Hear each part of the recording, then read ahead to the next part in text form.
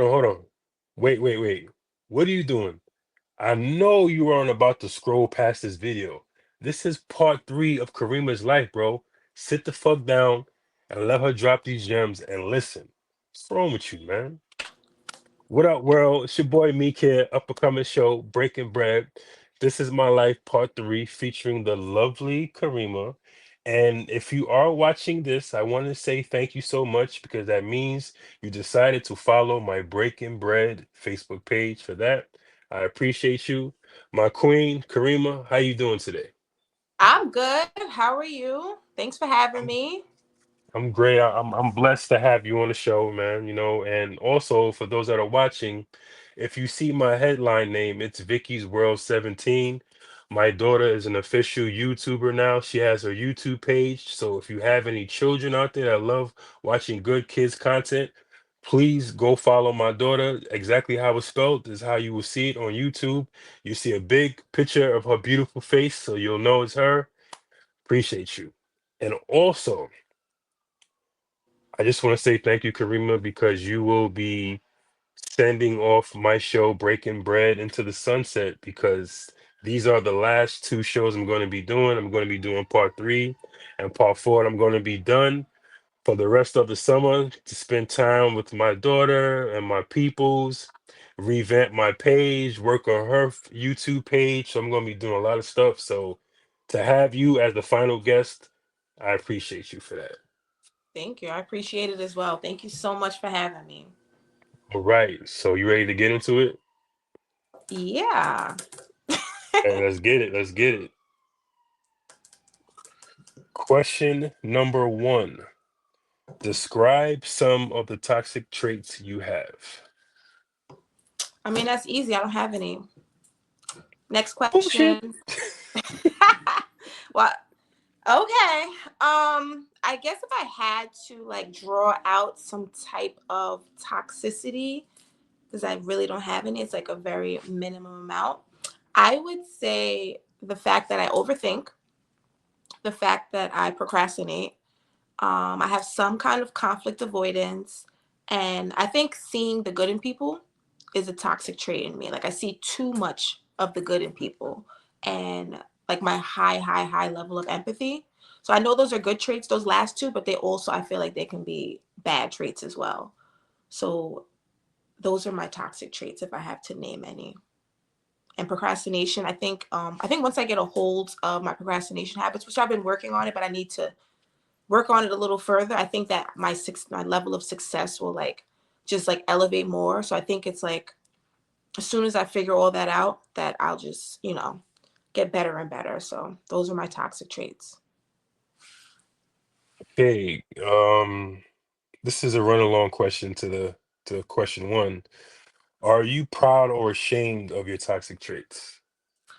I am I would say I'm neither proud nor ashamed, but what um I guess you know what, honestly at this point in my life, I guess I am not ashamed, but I'm a little bit disappointed in the fact that I still procrastinate. And it might be because I still get things done, but it's very stressful and I know it's just not a good trait. So I guess yeah, I'm just not satisfied at the fact that I still procrastinate because I know it's halting me. So and then I think I'm proud that I have a high level of empathy and I'm proud that I can see the good in others, but I'm also ashamed that I see too much of a good in a person, like, and it just like it's a downfall to me. So I guess I'm a little ashamed of that because I've put myself in situations that I could have avoided if I would have just saw who the person was from the get go or when they showed me. So that's how I feel about that question, that follow up question. Amen to that, because that's something I have a problem with myself. I'm always seeing the good in people, even though they show me the bad in them. And it's like I just have this switch where I don't want to see the bad at all. I just want to see the good. So I can agree with you, in that aspect. All Yes. right. And do you have a Question number cure? Do you have a cure a for cure. I overthinking? mean, For overthinking.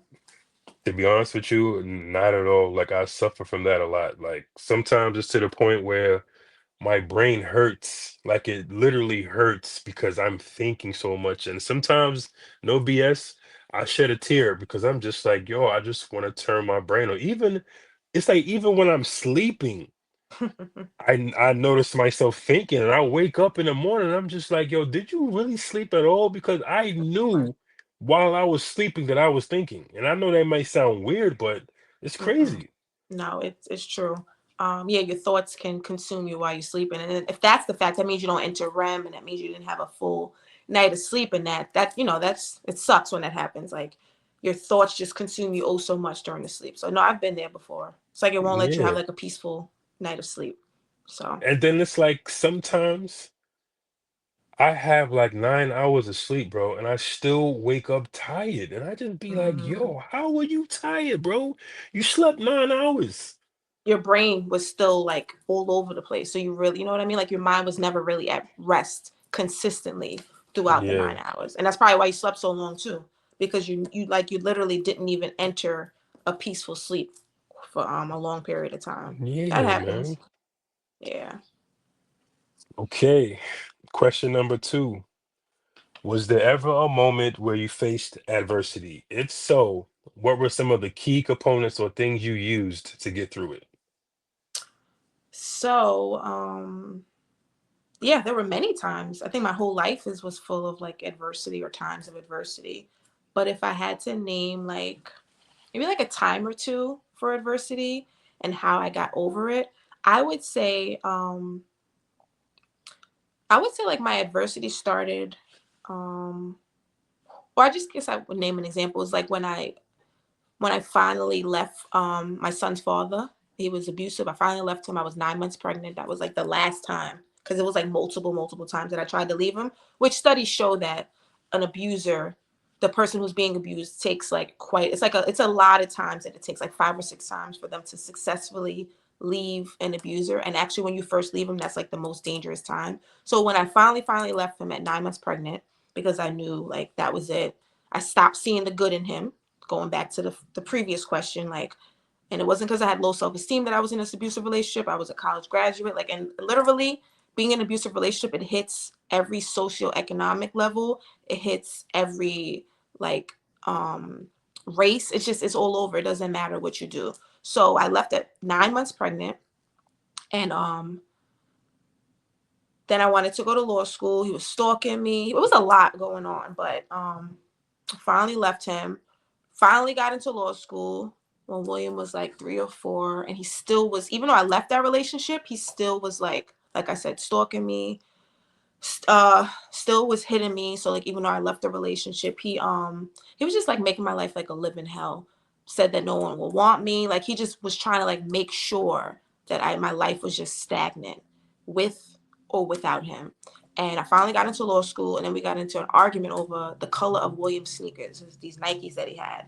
Threw them in the middle of the street. We got into an argument. He punched me in my eye. I had a black eye, had like a slightly fractured nose. My eye sealed shut like in seconds. So his father drove me to the hospital in my car. Didn't want me to because he didn't want me to press charges so he wouldn't get a job in the future, blah, blah, blah. So that was like a type of adversity. And so my black eye lasted for 6 months in law school. So every day I would cover it up, go to law school when it's supposed to be the happiest time of my life. Finally got into law school. It was actually the saddest time. It was very, very sad. I cried every day. I cried all the time. I had orders of protection, ACS visits. I had family court, criminal court. While I'm trying to get into law school, and law school's already hard. I mean, while I'm trying to navigate law school, so it just made things harder. And like I said, I think he did that on purpose. I know he did that on purpose.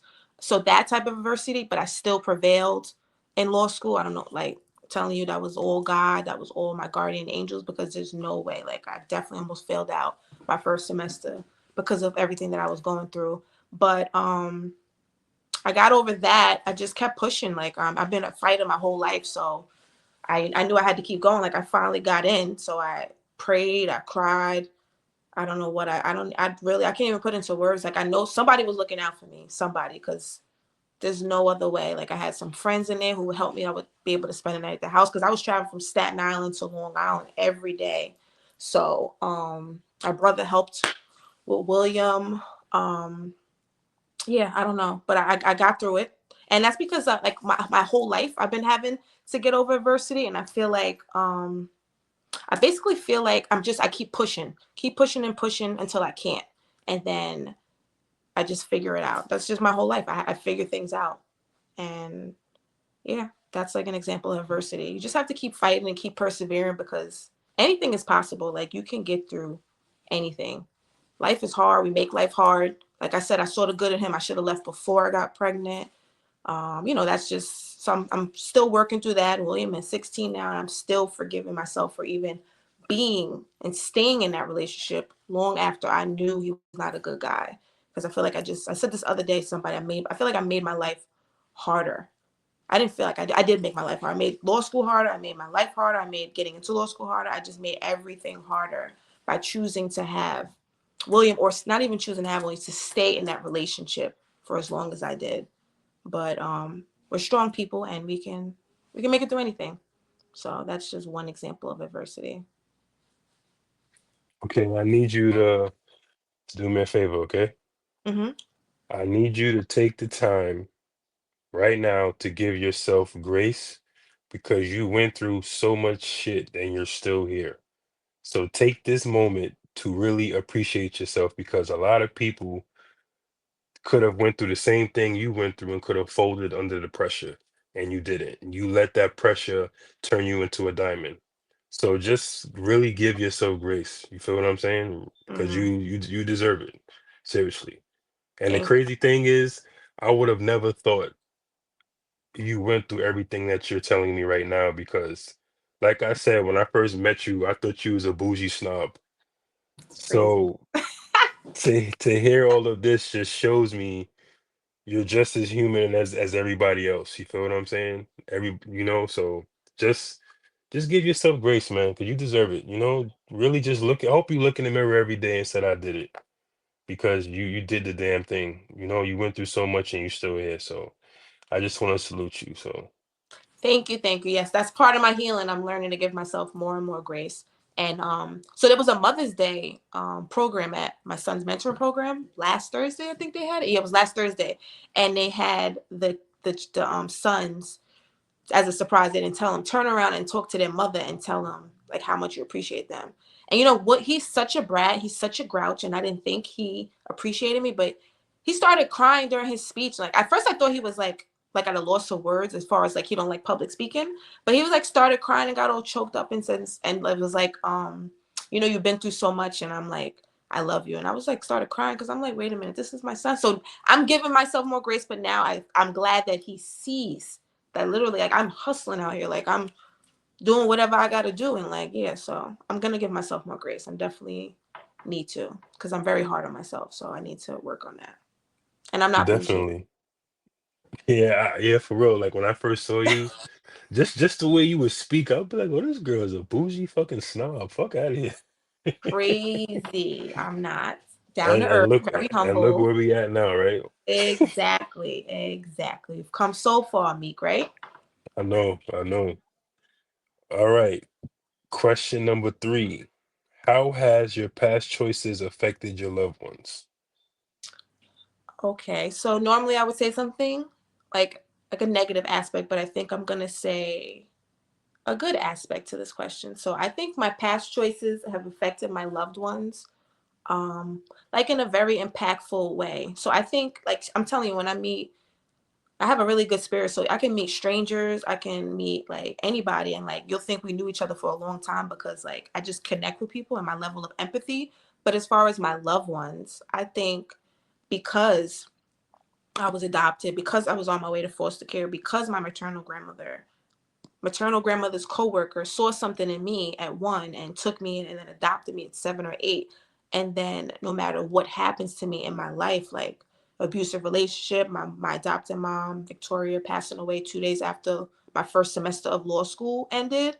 And I had 2 weeks to grieve and then 2 weeks to get back into the thing. And then I still made it through law school, had ACS visits, had everything that was against me when it was supposed to be a good time in my life, that I still persevered. Like I persevered from birth, I persevered through childhood, I persevered through college, through law school, leaving an abusive relationship, being stalked, like literally still made it out of law school with a son and I was traveling to law school every day, 3 hours each way, back and forth, or an hour and a half if I drove.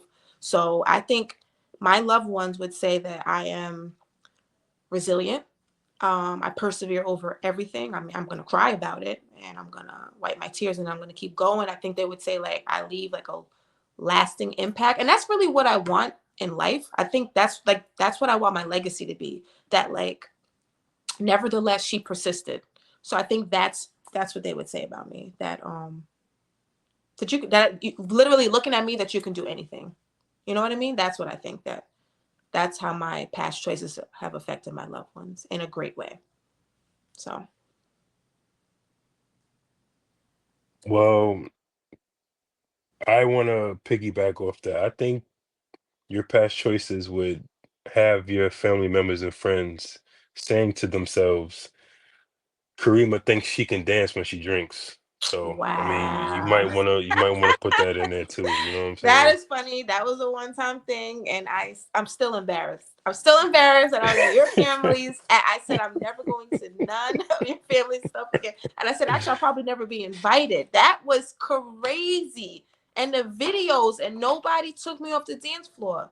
Why y'all let me out there like that? Well, me personally, I was laughing because I've never seen you in that type of element before. So to see that, it just made me laugh. So I guess in so many words, you could say I was making fun of you, but Oh happy to see my you like that at the same time. god, that You was know, crazy. but Jasmine, she had your back though. She was giving you water though, you know? So Yeah, well, thank goodness, because nobody else was giving me water or food or shit, bread. I was trying to give you more liquor. Yeah, well, I was done, and I had a great time though. I just had a really good day that day. Like it just, I had to do my first music video. It was just like a really good Yeah, yeah, day. Like I word. conquered my fear because like that's something I didn't want to do, and like I tried to get out of it and I couldn't, but then I'm glad I did it. So it was just like it was a good day. It was a good day, and those drinks got me because I do not get up and dance. I know where I sit in a chair, and I can snap and I can clap, but I got up that day, and I won't do that again. Yeah, you got up and you ain't sit your ass down. You was I dancing the was whole night. I was for like, yo, she ain't hours. tired, bro. Oh, I wasn't. I'm very have high energy, and you could see that. But that was crazy, right? That was Yeah, it was a good moment though. You know, we all have fun. And like I said, to see you in that element and to see you having fun, it made me smile because I like to see people that go through things, you know, take time to you know, woosah, take a breath. So to see you doing that, it made my heart smile. So, you know, even though I Thank you. was laughing at you. You were So laughing because even though I was really, really, really, really drunk, I looked over and I saw you laughing. And I was just like, I was just in a whole new world though, like in Aladdin. I don't know where I was at, flying on a magic carpet at that point, but I had a good time. And you know what? I was very present in the moment. That I can say, right? Very present in the moment, yes. which I'm trying to practice now. And you know what? I might hustle every day, so I feel like it was like a woosah moment. You know what I mean? Like it was just like a zen moment where I could just relax. Did my back from all the way from Long Island. It was just like a day, like a moment, a couple hours. Like I didn't have to do anything. So I think I really enjoyed it. And those drinks were really, really strong. They snuck up on me. Yeah, that's how it usually happens, man. Woo! But I had a good time. That was great. I gotta watch those videos. Oh my All god! But I'm right. glad it made All your heart right. smile. Thank you. Thank you for giving me the show. Yeah, that was quite a show, right? Jeez. All right. Question number 4. How do you cope with emotional pain? So I touched on this before. I'm someone who's always busy. And I think for a long time before the pandemic, I never took the time to deal or cope with my emotional pain. Like I've been through so much, like um even after the abusive relationship, I never did therapy. I declined all the services because I was in law school. I didn't really have time. I did therapy years later after law school. I did like some family therapy, temporary. Like it was such a short amount of time. So I'm just right now. I'm just like learning from my past experiences, setting realistic goals, and just basically reflecting and identifying what I need to do better. And a lot of crying. I do a lot, not right now, but like most of the time when I'm dealing with emotional pain or just pain, like I cry a lot and or keep going until I can't. Now I literally just assess it, figure it out, and exercise. I should have said that. That's number one for me. Exercise is very big. It's just like a big stress reliever, and I think it's just good for you. Like walking, going to the gym, the music. I listen to a lot of motivation. I love listening to stories of people overcoming things. Like I remember this one lady. I call her my aunt, Lisa Nichols. I remember because I had took the bar over and over and over, dealing with life. But I remember I hit my rock bottom. That's when I finally passed the bar. Took the bar a couple times, took a break for a year. And I took a break. I actually gave up. I wasn't gonna take the bar again because life was hard. No support really. I just no support at all. Like I feel like I had a lack of support. Like nobody really watching William a lot. Like I just didn't have it. So I was just crying again, blaming myself. Like made my life harder. I had a baby with this loser. Always wanted to go to law school since I was 12, and I look what I did. Now I did this. Then when my mom passed, financial stress happened. So I remember her saying, this is what I did. I remember one night studying for the bar. I didn't tell anybody that last time. I think I told two or three people. I remember putting my hand over William's back because this is what she said she did to her son. She said, I'll never be this broken, or I'll never be this broke again. And like crying, crying, crying. Like I said, crying is really how I deal with emotional pain. But that's it. So I'm just trying to get better and better and heal more and more. And that's it. That's how I deal with emotional pain. Meek. Oh, there we go. Yeah, wow, okay. That's a lot that you do. I mean, I'm happy that you're doing it. As long as you figuring out in your own way how to deal with emotional pain, that's good. Because for me, to be completely honest with you, now that I'm really sitting here thinking about it, I don't think I deal with my emotional pain. You know, I think I do things to distract myself from thinking about it as much, but as far as actually dealing with it, I don't think I do. And the crazier thing in the situation is I probably don't even know how to go about it. Not saying it can't be done, but just the avenues to take to do it, I have no idea how to do it. Wow. You just made I me understand. realize something just now. And I get it. I've been there, not dealing with it. And that's what I said, like being so busy, you don't even have time to deal with it. Yeah, you don't deal with it. You distract yourself, for me, it comes to a point where you are so busy or you don't deal with it until you have to deal with it. You understand what I'm saying? Yeah, Like literally, it's like for me, if I'm going through something, this is what I've noticed even now. Like if I'm going through something, a breakup, like or family issues, or just like stress, or like not feeling like I'm further enough in my career, or like doing enough, or like living like average, you know what I mean? I feel like um anything. Like I remember I lost my keys one time. I started bawling. I mean, I'm talking about like I'm crying. I'm like, oh my God, my life's a mess.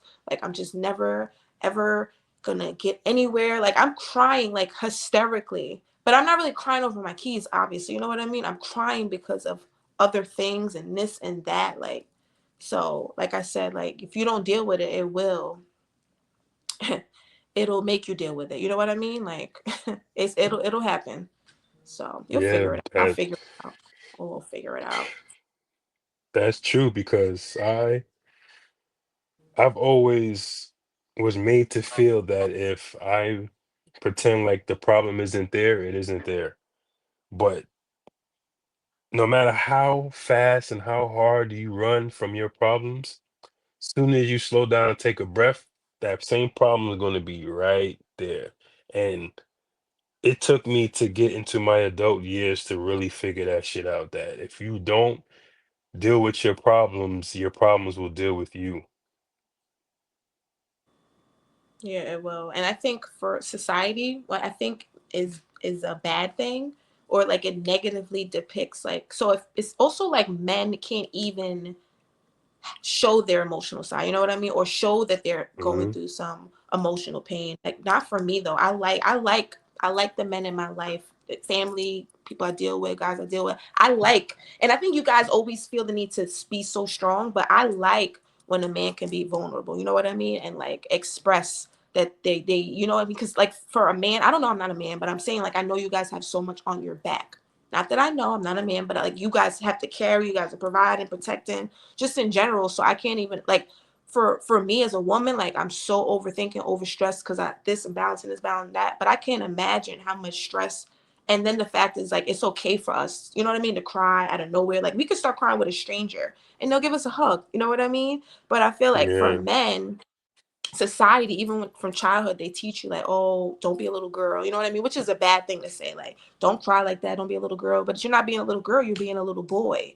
And if little boys are told not to show their emotional pain or show their emotional side, then they're going to grow up and really not show it. You understand what I'm saying? So I think we're doing a Hmm. disservice to our young men, and then to our young boys, and then who are men. Like I want to know, like you feel like life is like hard, you know what I mean, or like you're just not having a good day. I don't need you to pretend that you're having a good day. Like, you know what I mean, like if you have a good family base, or like a good friend or a good girlfriend or a good whomever, a good support system, like you should be able to be free and be able to tell that side of yourself, you know what I mean? Like men Yeah. should not have to hold their emotional pain in, because we're all humans.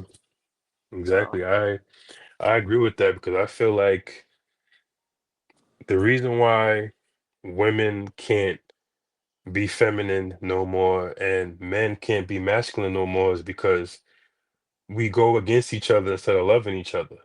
You feel what I'm saying? And society, of course, plays a part in that. But the reason why a man was able to be masculine when he was out there in the streets doing what he had to do for his family was because when he went home to his wife, he got the reset from her. You know, mm-hmm, he mm-hmm. spoke to her about what she was going through. And the reason why women were allowed to be feminine was because they got that reassurance from their man.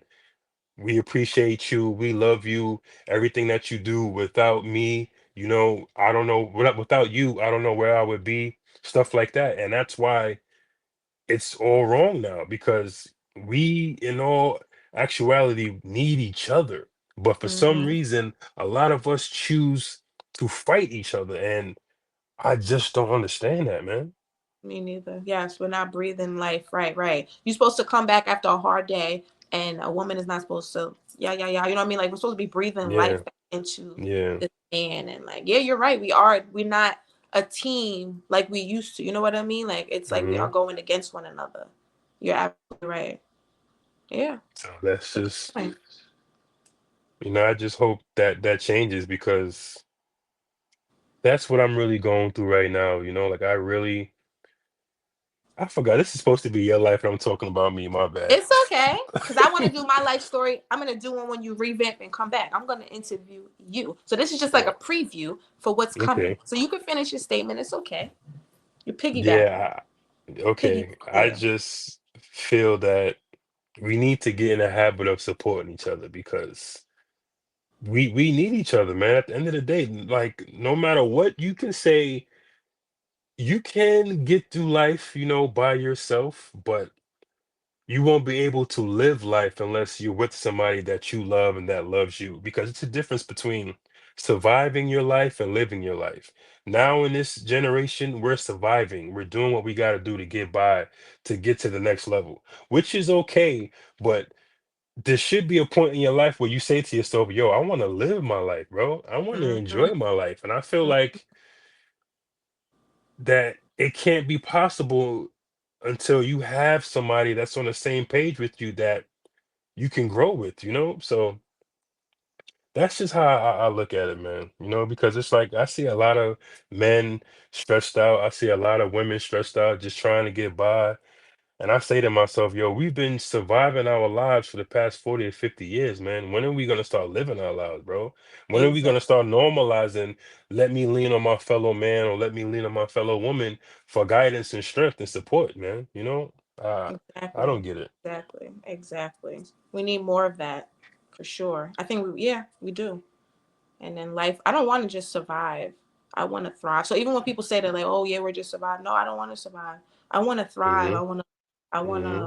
I want a partner. I want a best friend. You know what I mean? Like I want, Hmm. when I feel weak, I need him to, you know what I mean? Like we need to be have each other's backs. You know what I mean? Like even when you don't even Exactly. like them, and you just because you love them. You know what I mean? They're gonna push you. You know what I mean? Like, so you don't have that now, and I think that it's just because the illusion of a lot of options. I think we spoke about that before. It's just an illusion of a Yeah, we lot of did. options. So that's why marriage is down too, and that's why relationships, like, it's like people give up on relationships so easily because they think they could find something better. But when you find a good person, a really good person, like you said, that will push you and help you and support you, like, you Yeah. got to keep them. But this generation, I don't know what's going on. Like, on social media, they got all these followers, they see all these pictures, like, they got it twisted. But I don't know. I don't That's know a what to fact. say. All right. This is the ending of the show, and I have something called Pick Your Poison, where you can either pick a question 1 through 25 that was pre-written, or you can choose to pick a question that's randomly in my head. But here's the kicker. You have to answer either or, because if you don't, you have to tell an embarrassing story about yourself. So, do you choose a random question in my head to answer or one of the pre-written questions? Pre-written. Oh my God, you a punk, man. I am a punk. Pre All right. Got my nose flaring. Pre-written. All right. 1 through 25, pick a number. 4. Okay. Your ex or your first love, who would you date again and why? Nobody. Nope, you gotta pick one. um oh man, I ain't always made the best choices. So I guess my ex. Definitely not my first love. My ex. And why? Because that's the only other choice. But I guess maybe they have matured now. I mean, I really liked him, but who knows? I don't want him neither. So, but I guess if I had to choose him, I would choose my ex. He was like the one of the lesser evils, to say that. I don't know. I don't want neither one of them. Actually, we're talking about healing and moving on, and you're talking about exes and first love. Everybody's cut. Nobody. Yeah, I By mean, that's the number myself. you okay, I'll put it to you like this. I'm You should alone. be happy you picked this one because the question in my head was worse. So you good. You picked the right one. See, You gotta now I stop. was gonna choose a random question for the next one. Now I'm not. Now I'm doing question. Now I'm doing a new number. Nah, come on now, man. You gotta pick a random question for the next show, baby. I gotta think about it. What All would you choose? right, so Ex or first me love? oh shit. Mm-hmm. I mean, damn, I don't wow. See? Um I mean my first love, well, in my eyes, because I really liked her a lot. I was 15. So, oh my God. I would say my first love because despite how it went down, we actually bonded. You feel what I'm saying? Like we actually did different things before, and I felt very nostalgic when I was around her, like in the sense of like I felt like I was supposed to be with her. I was in love with her, but in like a different time frame. You feel what I'm saying? Oh Like yeah. the 40s and the 50s type of love where you're just happy to see each other and stuff like that. So that's probably why I would pick my first love because we actually bonded mentally and emotionally, even though I was 15 years old, but just thinking about it right now, I'm getting like goosebumps thinking about it because like the connection that we had. So I guess I would say my first love. Hmm. Okay, that's a good answer. Yeah. So, do you have any words of inspiration for the people that are watching? Yeah, I guess I would say to be more present, be where your feet are. That's what I'm practicing now. And not overthink and think about what you need to do next, but like be where you are. And then I saw this earlier and I really liked it. And it said, this year, I just want to be free. I don't want to hold in my feelings. I don't want to overthink me. I don't want to care about what people say or think. I don't want to not take the risk. I don't want to hold my tongue. I just want to be free. and I want to express myself and not hide it. And I really like that because overthinking, like we need to just stop. We need to stop overthinking. We need to be more decisive. We just need to just be in the moment, take the risks, because I think I've said this before that we look back at our life and we regret the risks that we didn't take over the risks that we did take. We are never going to be this age, this young, this healthy, or we're just not going to just have these moments. We're going to look back and wish we did more. So, my Amen. advice is be present, do more. You want to go there, you want to go there, you want to change your career, you want to do this, do it. Because literally, we're going to be an old head soon, and we're going to be telling the young people, giving them words of wisdom, and we're going to be Hmm. wishing what we did. And always, like probably like 80% of the things, or like a doctor said at the end of the people's lives, he said that most patients, they don't say they wish they worked more, they don't wish their career was further, they don't wish for more money, they wish for more time. So right Mm, now we have more time, so we're getting to the point, we're not there yet, but when we get to 50 and 60, we have more time behind us than we do in front of us. Right now, we are at a prime age in our 30s. We have a lot of time, hoping everything goes according. You know what I mean? yeah. Like things happen, obviously. But Mhm. right now in our 30s, this is a good time in our life. And we need to just find joy and moments of glimmer and spontaneous things every day, every week, every moment. And just be happy. You know what I mean? Like wake up in the morning and say, thank you for waking me up. And just like, this is going to be a great day. So be more present and be where your feet are. You know what I mean? So Amen. Amen. that's my advice. What about you? You can see me, right? Just want to make sure. Finally, All right, good. Just want to talking make to sure. myself. So they get the Hi. thumbs up. All right. Well, for me, my words of inspiration. Let's see. Let's see. Let's see. I guess for me, I would say check your surroundings for support. And what I mean by that is if you're trying to do something in your life and you feel the people that are around you aren't supporting you, you need to change your circle. Because at the end of the day, like the saying goes, we need a village to raise a family, and that's true. We need a village to support each other. That's true. If you feel like you're not getting that from the people you're around, then you got to excuse yourself from them, man. Because somebody on my podcast, Big Mel, he has said something that kind of resonated with me. He said, once you start changing for the better, the people are going to start thinking you're switching up on them. You feel what I'm saying? Which is far from the case. At the end of the day, if I'm doing better and you're my friend, you're supposed to be happy I'm doing better for myself. So the moral of the story is if you don't have support in your surroundings, get out of your surroundings. If you want to be sagacious, or surround yourself with sagacious people. If you want to be a dummy, surround yourself with stupid, idiotic people. Moral of the story, check your background for support. That's all I got.